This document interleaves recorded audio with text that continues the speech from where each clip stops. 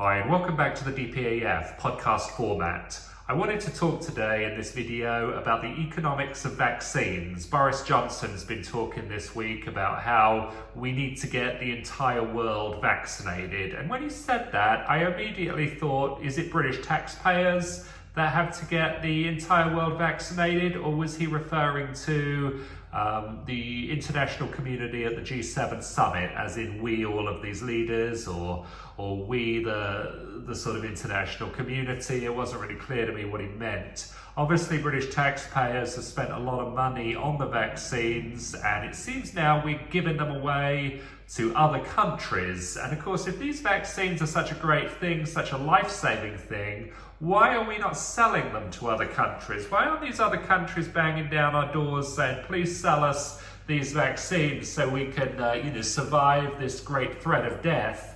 Why is it these vaccines are so great, yet we struggle to get our own people to take them? We have to threaten them with a loss of freedom, and then we can't sell them to other countries. We have to give them to other countries. And of course, what are the economics of the vaccines? I've heard stories that they cost $100 per jab.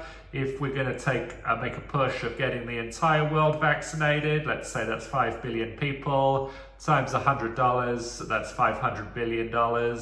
And if they're getting 2 a year, that's $1 trillion. So 500 billion to $1 trillion is a lot of money going somewhere. And it strikes me like through a lot of this coronavirus crisis, we are privatizing profits and we are subsidizing losses. It's the taxpayers that pay for all the furlough, but it's the vaccine manufacturing companies that make the profits from the vaccines, from the crisis. So that we subsidize the cost of the crisis, but we privatize the benefits of the crisis. And why is Boris Johnson going out there talking about how we need to get the world vaccinated? Why don't these vaccine manufacturers do their own marketing on their own? What is it about the political leadership of the world that is so focused on getting people vaccinated? Surely we in Britain should just worry about getting ourselves vaccinated, and then whatever other countries do is surely up to them. Why do we need to interfere with the health choices of other countries? And so I think there's a lot of agendas at play within the vaccine economic system that are not talked about. We don't talk about the costs of the vaccines. We don't talk about the flow of money. We don't talk about how so much of this crisis has been a cost to taxpayers, but a benefit to the business.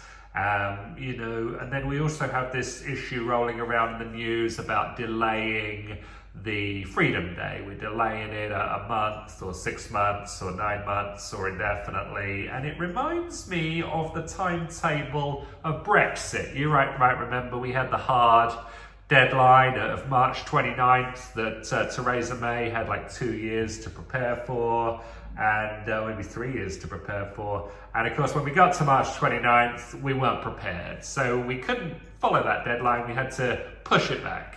And the British government now has become a government that they never keep their word.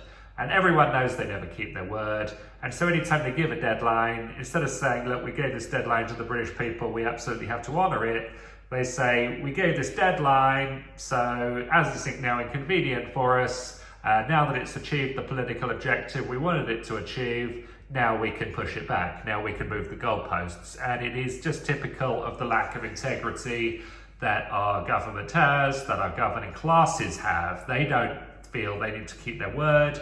They don't care about keeping their word. They just, move the ball forward. And it's sort of like organized crime. It's, say one thing, do another, take money from hardworking people, from taxpayers, through tax, through inflation, through debt, and hand it off in profits to, big business, special interests, even the politicians themselves. So a lot of fraud going on with the vaccines. I think it's very, very sinister how they are coerced. I don't know if this is in any way in agreement with the Nuremberg Code, which says vaccines cannot be coerced.